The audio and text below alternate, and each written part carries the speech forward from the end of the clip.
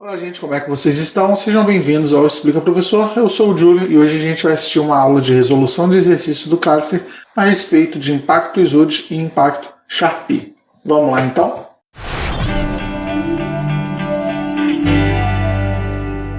Bom, antes de qualquer coisa, eu gostaria de pedir para você deixar um like já nesse vídeo, que ajuda bastante a continuar produzindo conteúdo para vocês. Caso você não seja inscrito no canal, se inscreva também, porque é sempre de grande ajuda para continuar a produzir conteúdo aqui. Vamos então para os nossos exercícios.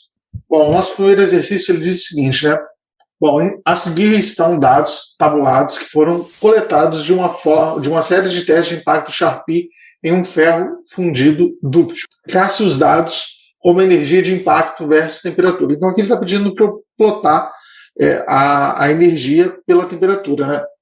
Aqui no meu gráfico, ele me deu, cada um desse aqui é um corpo de prova, né? Esse aqui, digamos, pode ser meu CP1, CP2 e por aí vai até eu chegar no meu CPF aqui, que é o meu último. 1, 2, 3, 4, 5, 6, 7, 8, 9, meu CP9 aqui, meu CP9.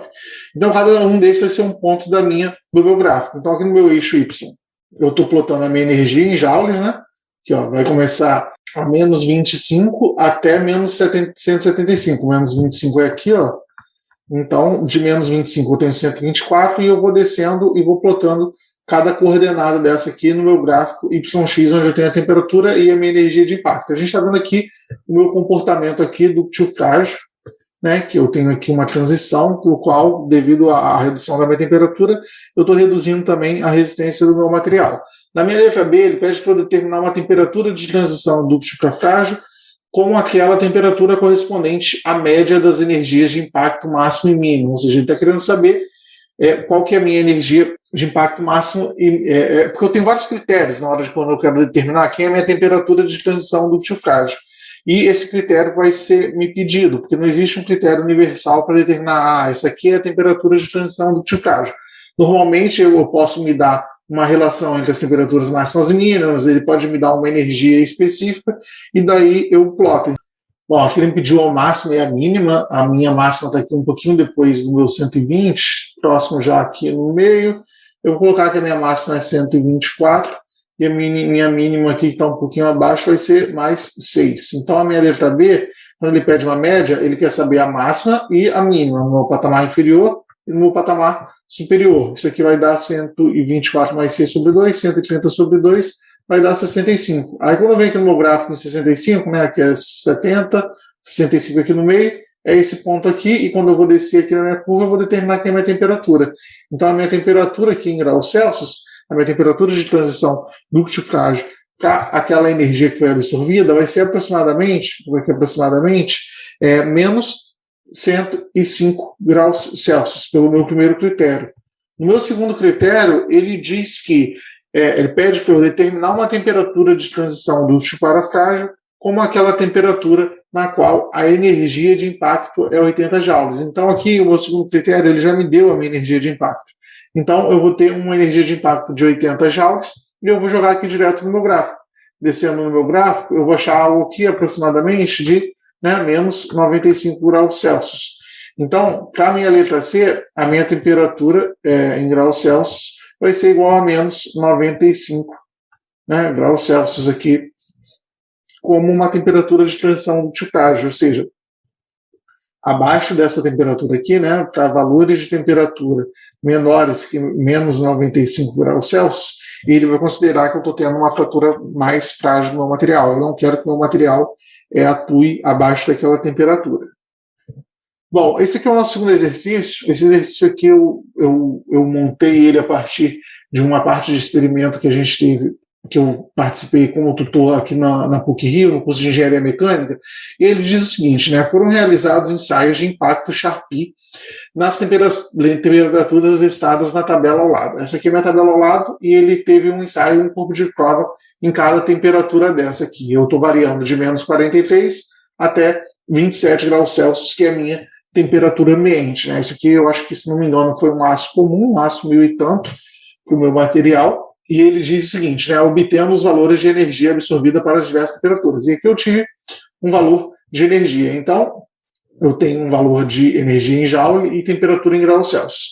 Plote uma curva de transição dúctil frágil. O primeiro que eu tenho que fazer é plotar a minha curva de energia pela temperatura. E isso eu fiz aqui. Ó. Aqui já são os dados reais, eles são um pouco diferentes daquele exercício anterior, que eles são dados teóricos, são dados que eles me deram para fim de exercícios. Aqui nesse caso eu tive um pouco de dados reais, tanto que aqui eu juntei os dados de algumas turmas para poder ter uma maior dispersão. Né? Se vocês olharem aqui, mesmo eu numa temperatura mais baixa, eu tive aqui um pouco de energia maior, porque eu tenho um pouco de erro. Quando eu estou fazendo um teste de impacto, a minha norma diz que eu tenho que pegar, por exemplo, o meu corpo de prova que está na temperatura requerida, e eu tenho que pegar ele, esperar homogeneizar e colocar na máquina de ensaio. Nisso eu tenho transferência de calor entre o meu pegador e o meu corpo de prova, eu tenho uma transferência de calor entre a superfície e o meu corpo de prova, então eu tenho que fazer isso muito rápido. Então sempre vai ter um erro associado. Então por isso eu tenho que fazer uma amostragem bem grande para conseguir determinar uma curva.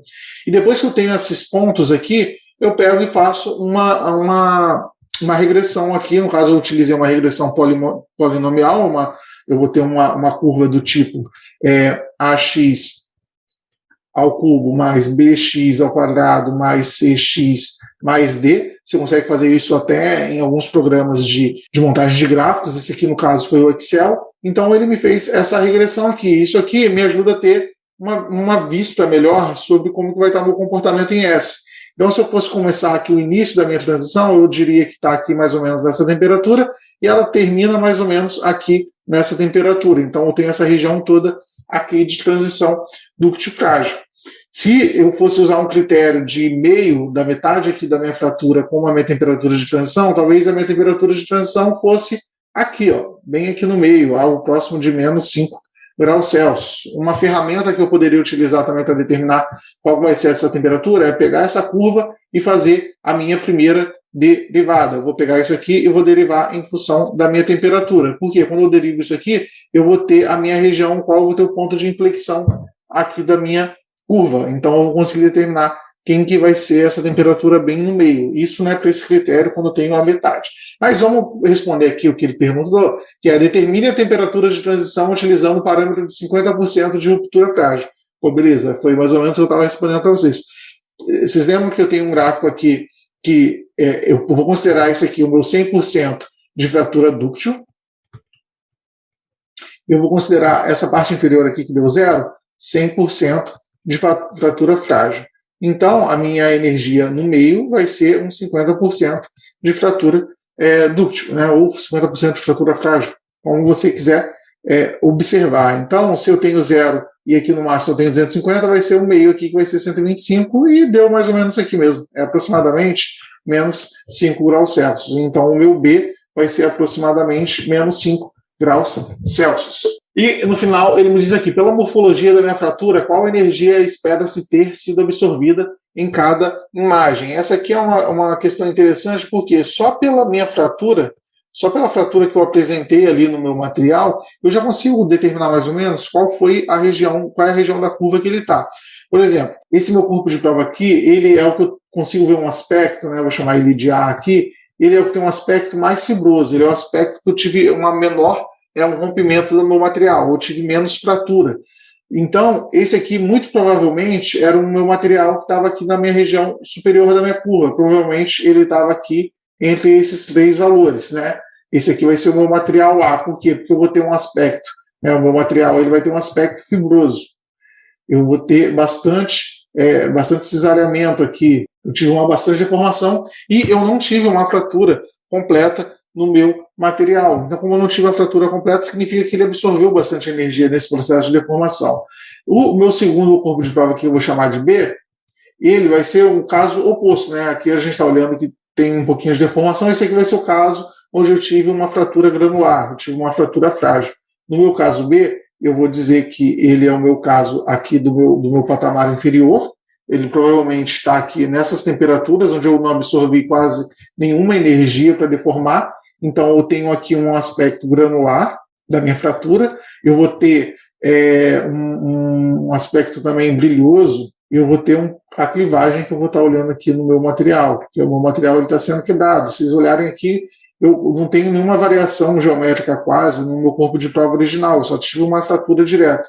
Então, esse aqui é o meu patamar provavelmente inferior do meu corpo de prova. E o meu C aqui vai ser o meu caso intermediário. Eu vou ter tanto um aspecto fibroso quanto um aspecto granular. Então, eu diria que esse aqui seria o meu 50% de fratura. Vai ser mais ou menos aqui na região da minha temperatura de transição do difrágio. Ele provavelmente está aqui entre 0 e menos 5 graus Celsius, que eu tenho um aspecto tanto de clivagem, né? Se vocês olharem aqui, ele não tem uma variação muito grande da geometria, apesar de que aqui você vê que tem uma deformação, né? Eu tenho um rechupe aqui no meu material, mas a variação ela é um meio termo entre a minha figura A e a minha figura B.